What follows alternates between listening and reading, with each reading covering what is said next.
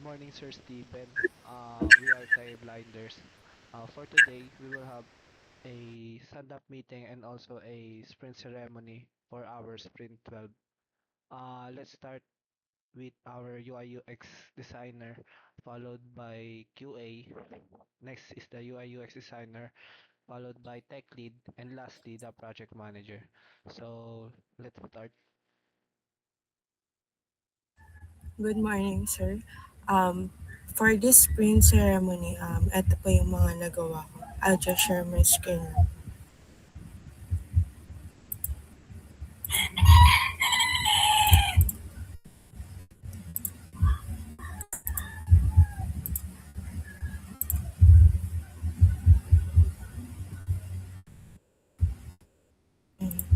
So, for this week po, nagawa ko is gawing mobile responsive yung page, yung login and yung register. So, and, and yung side, and yung ano po, navigation bar niya is naging, ginawa ko na rin po siyang burger style. And yan. Same lang din po um, sa login page. So, yun.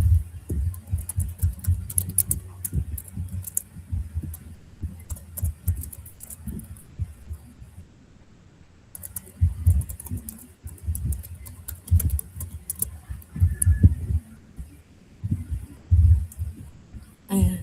So, dito rin po sa loob is ah nagawa ko na siyang mobile responsive yung dashboard namin. Yan.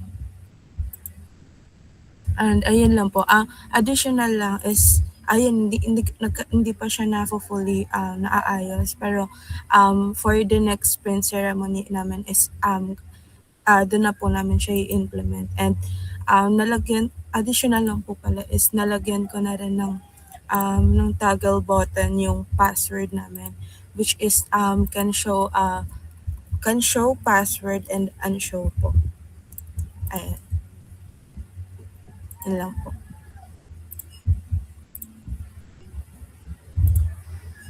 Hello, good morning sir. Sa part ko naman po, ang ginawa ko ay sa community notification po at notification. Mag-share screen po.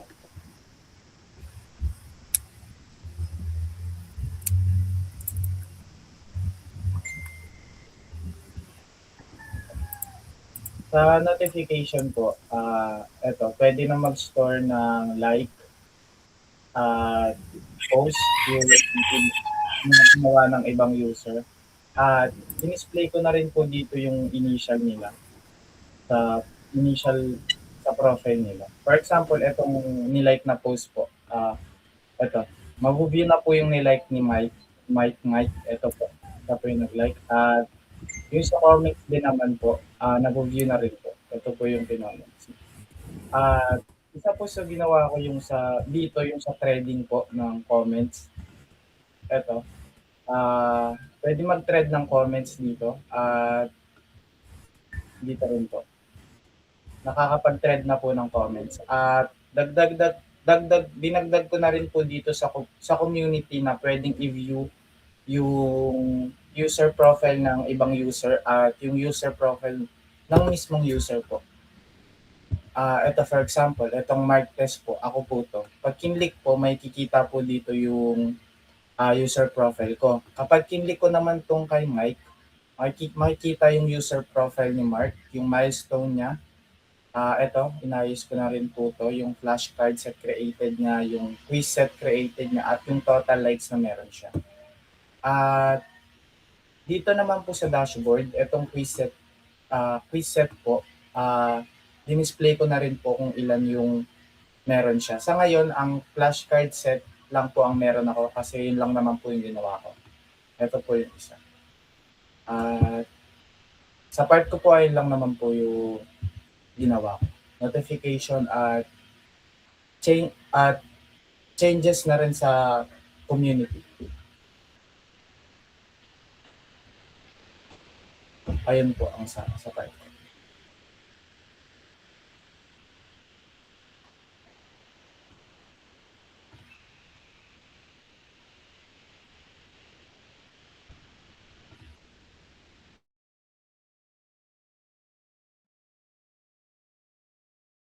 Muted ka ata, pre.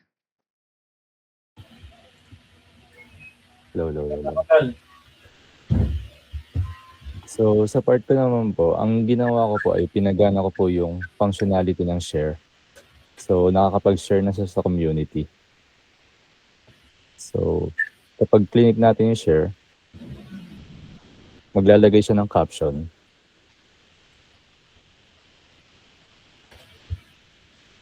Sabay lalabas na siya sa community. Ito siya. Pwede niya rin tong gawing private. At meron siyang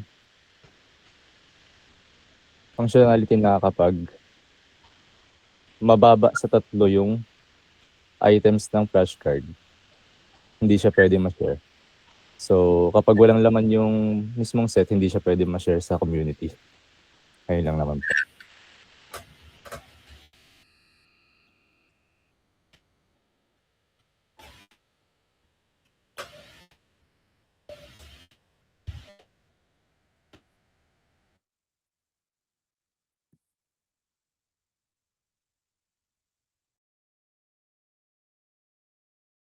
Ikaw na, Carb.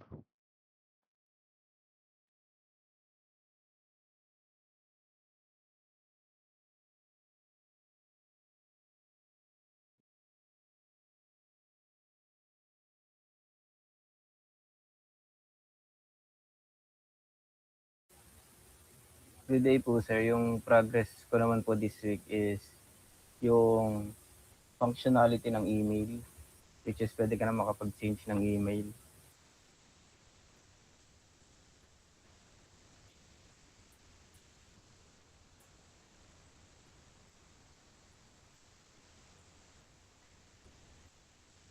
And then sa change password, pwede ka na rin makapag-change ng password.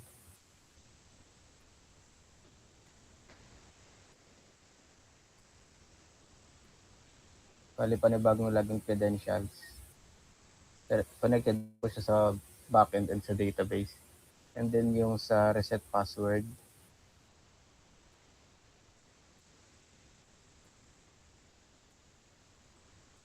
enter your email.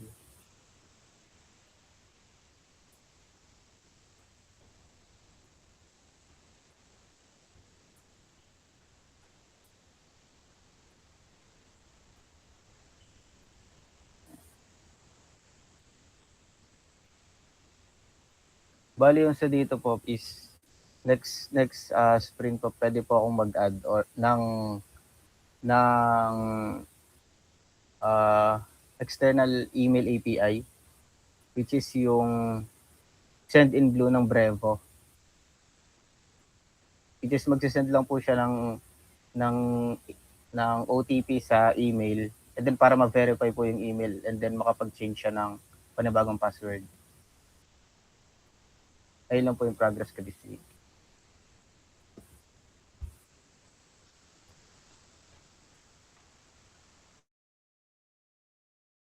So, good morning, Sir Steven.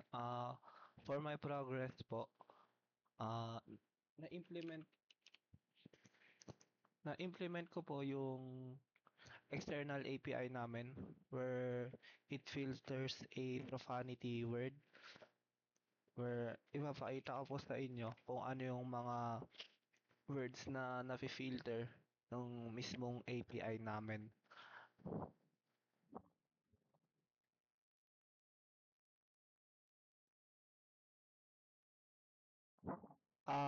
Bali dito sa ano namin, sa external API po namin, hindi po mismo totally yung API ang magfi-filter ng mga other word. Kailangan po namin i-input yung mga word na yon where yung API na ginamit namin is nagsuserve siya para gawing asterisk yung mga word na equal dun sa inad namin mismo. Like for example,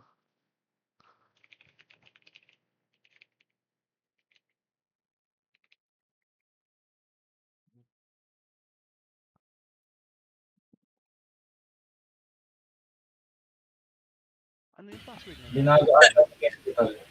Ano password?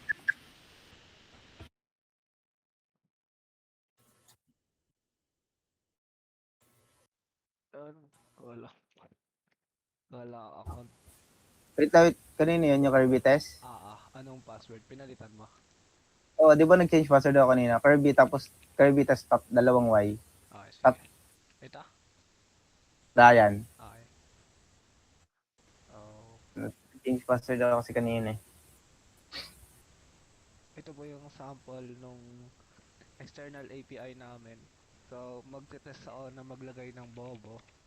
As you can see, fini-filter out niya yung mga words na nakalagay dito sa array na to.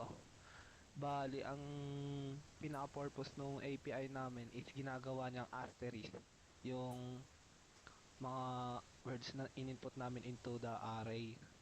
And in addition po, ginawa ko na rin yung email sa contact us or yung mismong email namin is makaka-receive na. So,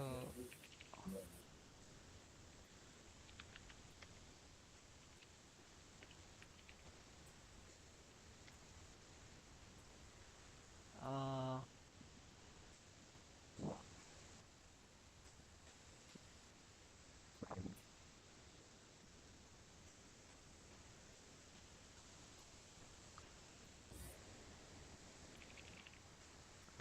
so, i-demo ko po siya into manual posting.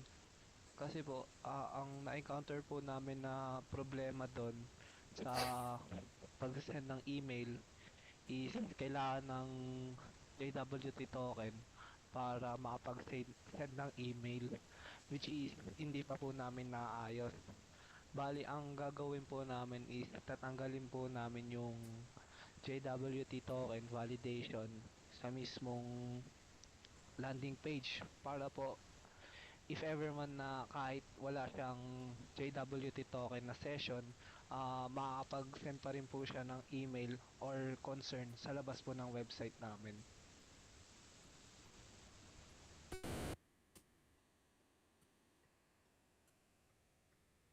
So,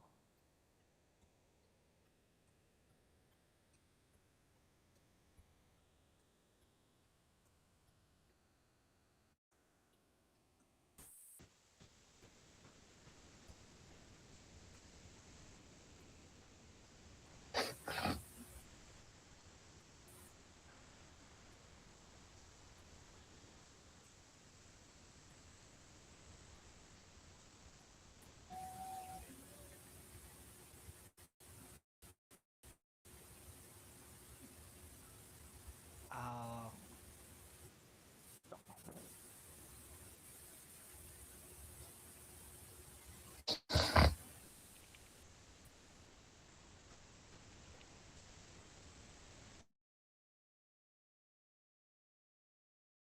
so mag-login po muna ako ng another user para po makuha ko yung token niya.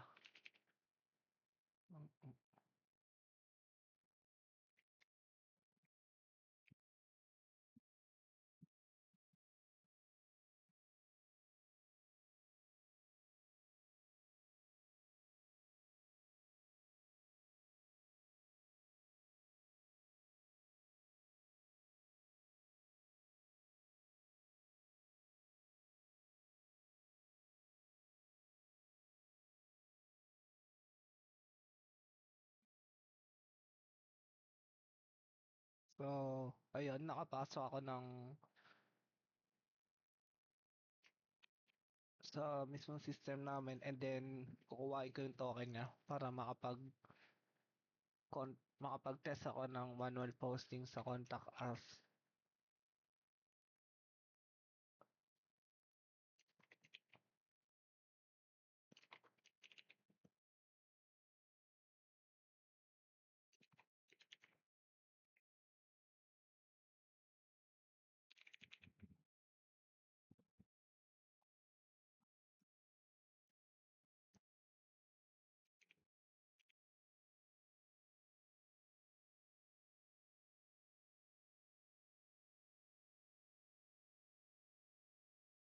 Okay. So, name, John Doe.